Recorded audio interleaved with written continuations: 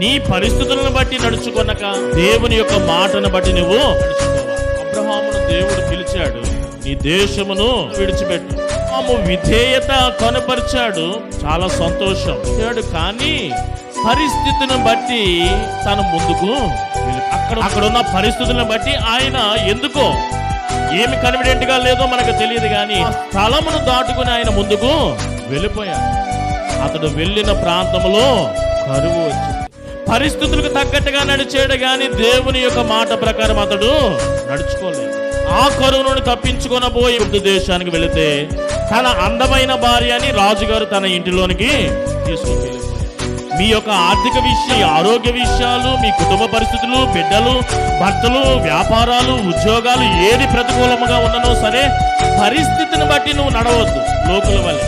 ఒక విశ్వాసిగా దేవుని మాట ప్రకారమే నువ్వు నడువు.